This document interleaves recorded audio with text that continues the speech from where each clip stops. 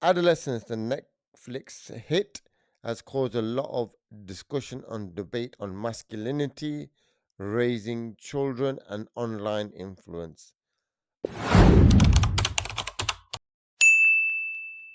Assalamu alaikum and welcome. This is the only way up. What does it mean to be a man, or what does it mean to be a boy? What does it mean to be a teenager?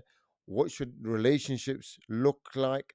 This week, there's a report that nearly half teachers experience misogyny.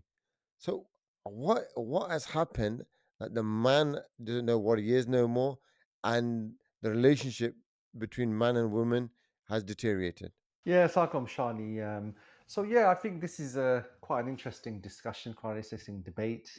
I think the Netflix drama series Adolescence has really brought to the fore again. I mean, firstly, this is not really a new problem. It's been an ongoing problem for over a decade, really. Young men, what ambitions do they have? What do they want to achieve? What should be their life's goals? And what we've seen for a few decades, there's been a lot of focus on feminism. This is turned into, what is a man? What is his role? All of this has become quite blurred. But we've got to keep in mind, I feel this particular drama series, again, is skirting around the issues, is blaming it on the manosphere, is blaming it on Andrew Tate, who they named in the actual series himself. And I believe these are all just symptoms. They're not really dealing with the underlying issue, which is that a lot of boys are lost because what are they trying to strive for? Achievement is measured by how much money are you making. Achievement is measured by material things like the size of your home, the car you're driving, these sort of things. And this is just unattainable for most people. And people are responding to this in many, many different ways. You had Gareth Southgate, who gave a speech about a month or so ago, and he talked about the problems young men are having. And Gareth Southgate is probably the last person I can remember who did something, he missed a penalty, and he took responsibility. He didn't blame it on his trainers, he didn't blame it on the pitch. We live in an era where everyone's blaming everybody else, and even Keir Starmer's attempt to use this drama series as a way to get the debate going. He's the Prime Minister. What are you doing about it? So what you're finding is, different people are responding to this differently. But for a lot of people, achieving the goals in life that have been set by the society are just unattainable. You look at Marcus Rashford, who grew up in poverty. For many people, I mean, I find it quite interesting that many people are watching footballers who are earning £200,000 a week. And that is something beyond the achievement of most people. And you're seeing people are responding to this in many, many different ways. And you can blame it on Andrew Tate, you can blame it on misogyny, but these are all skirting around the real issues that there's a fundamental failure of giving youth a vision, giving something for them to strive for. So you hear from a lot of people that, back in the good old days, people believed in hard work. You contribute towards your country, you contribute towards your betterment. So unless they can find role models who people can look up to, then it's only natural that these youth are going to look at people who are wealthy. And this is probably the fundamental problem, that success is measured in pounds, it's measured in wealth, it's measured in material things. This is the fundamental problem. And this leads to all sorts of troubles. And this drama series really just confirms that.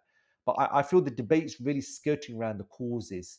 It's skirting or it's directed really towards a lot of the symptoms, which isn't really going to deal with the underlying issues. And it really shows you that these politicians have no idea how to deal with this.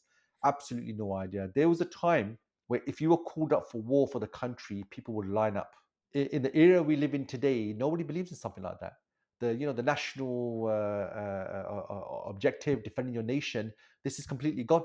And politicians really got to look at, they've contributed towards that. So how do you build people who care about the country, who care about developing themselves? This is what they should be looking at, not trying to blame symptoms.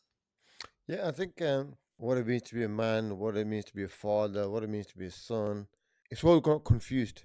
It's got lost in the confusion between being very hard, strong, muscle guy, tough, and or either being totally pro-feminist. Anything goes, anything can happen, and allow anything, any situation is okay. And it's young guys are bouncing between the two, and both of them don't lead to any harmony. You got one side where women are treated very badly, they're treated, they look down upon, They're looked very in a very sexual way, in an aggressive way, dominated over.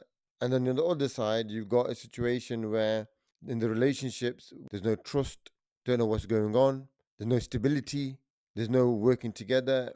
And both situations lead to a confused, unstable relationship, whether that's in the home, whether that's with the wider family, whether that's with work colleagues, whatever it is. There's the basis of the relationship is all gone. And I think this is where the masculinity is being used and abused to promote feminism. And that even that situation in terms of relationships isn't good for anyone. So it is a case of let's go back to the basics. Let's go back to the drawing board. What is a relationship? How does it work? What does it need? Let's look at all that. What values does it need? How will it work? How will it function not just for 1 week, but a lifetime? 50 years a relationship lasts. You have a relationship with your parents from the moment you're born till they pass away. You have a relationship with your siblings, your sisters, all your life. Your relationship with your wife, your daughters, all your life. Actually, how do you? What are the bases? What are the values? What are the responsibilities? What is the outlook that allows it to thrive and flourish and prosper in hard times, in difficult times, in economic hardship, in the ups and downs in life, in the hard turns, in the good times? It's not misogyny, it's not anti women, and it's not feminism.